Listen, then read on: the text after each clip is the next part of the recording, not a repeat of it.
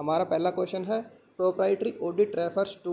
औचित्य लेखा परीक्षा संदर्भित करती है verification of accounts, examination of accounts of proprietary concerns, inquiry against justification necessity of expenses, audit of government companies. औचित्य लेखा परीक्षा संदर्भित करती है खातों का सत्यापन, औचित्य संबंधी चिंताओं के खातों की जांच, व्यय के औचित्य और आवश्यकता के विरुद्ध पूछताछ, सरकारी कंपनियों की लेखा परीक्षा। तो जो औचित्य लेखा परीक्षा होती है वो क्या संदर्भित करती है? तो औचित्य लेखा परीक्षा है वो inquiry against justification and necessity of expenses, व्यय और औचित्य की आवश्यकता के विरुद्ध पूछताछ को संदर्भित करती है।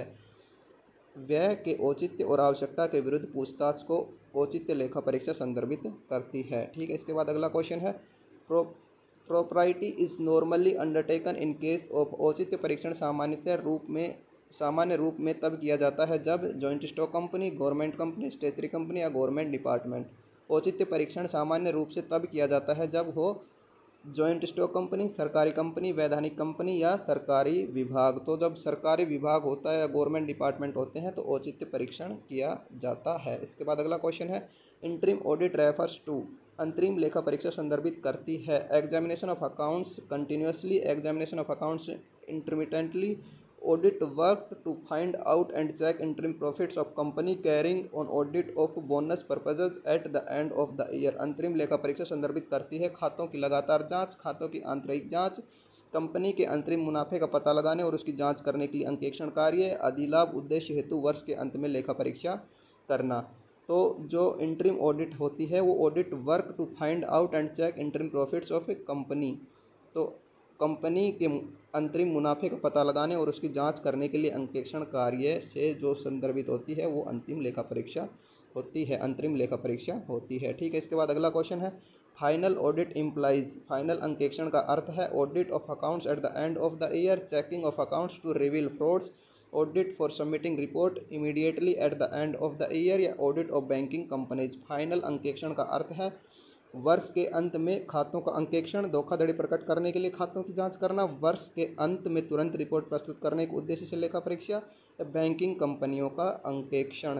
तो फाइनल अंकेक्षण का आशय है audit of accounts at the end of year, वर्ष के अंत में खातों का अंकेक्षण। ठीक है, इसके बाद अगला क्वेश्चन है a continuous audit is specially needed for. एक सतत लेखा परीक्षा विशेष रूप से किसके लिए आवश्यक है?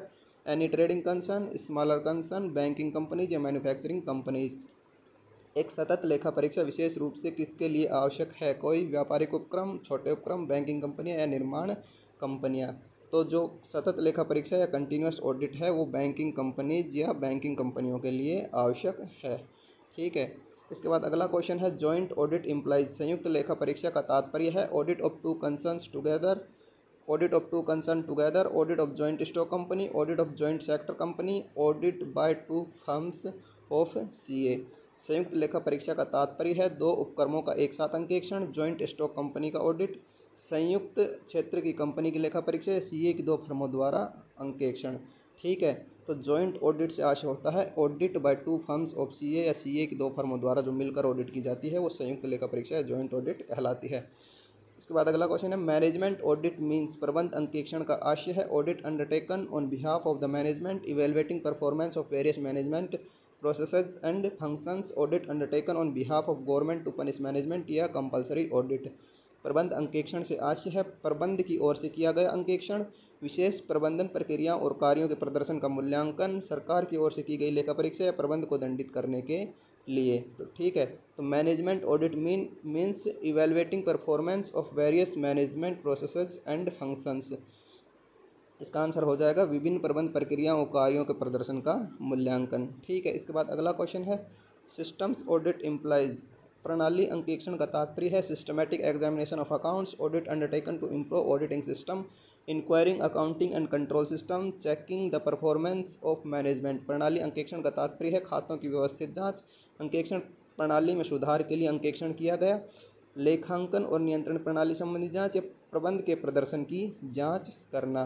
तो systems audit implies enquiring accounting and control system. इसका आंसर हो जाएगा enquiring accounting and control system, लेखांकन और नियंत्रण प्रणाली संबंधी जांच। इसके बाद अगला क्वेश्चन है इंटरनल ऑडिट मीन्स आंतरिक लेखा परीक्षा का अर्थ है audit undertaken to ascertain truth and fairness of the state of affairs, audit undertaken internally to evaluate management functions, audit undertaken by employees of the organization to check financial irregularities, audit by independent auditor to improve internal affairs। आंतरिक लेखा परीक्षा का अर्थ है मामलों की सच्चाई और निष्पक्षता की जांच के लिए किया गया अंकेक्षण, प्रबंध कार्यों का मूल्यांकन करने के लिए आंतरिक रूप से की गई लेखा परीक्षा, वित्तीय व्यवस्थाओं की जांच के लिए कर्मचारियों द्वारा की गई लेखा परीक्षा, आंतरिक संबंधों में सुधार हेतु स्वतंत्र अंकेक्षक द्वारा की गई लेखा परीक्षा। तो इंटरनल ऑडिट का जो आशय होता है वो होता है audit undertaken internally to evaluate management functions, प्रबंध कार्यों का मूल्यांकन करने के लिए आंतरिक रूप से की गई लेखा परीक्षा। ठीक है, इसके बाद अगला क्वेश्चन है इंटरनल ऑडिट इज